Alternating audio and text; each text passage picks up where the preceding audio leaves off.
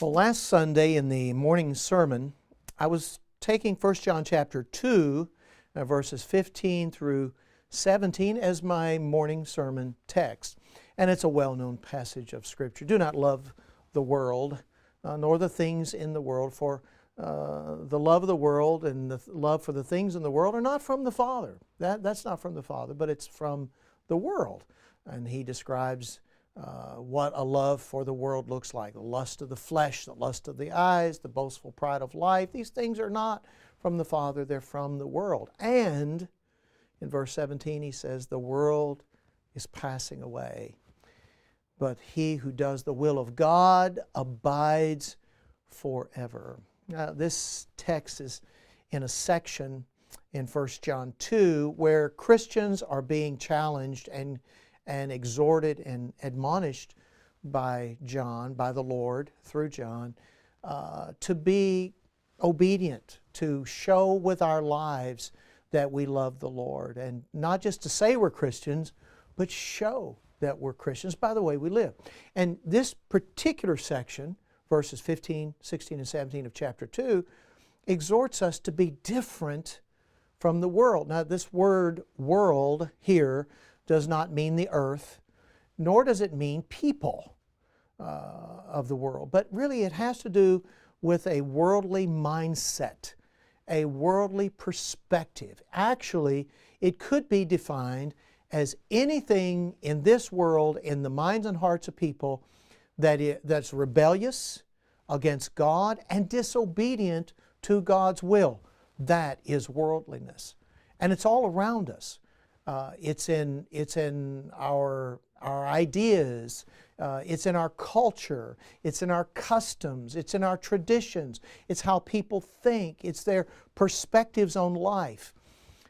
It's worldly when we disobey God and when we rebel against God. Instead of following the fashions and trends of an ungodly culture and world, the Scripture says we're to not do that. We're to be distinct as God's people from that.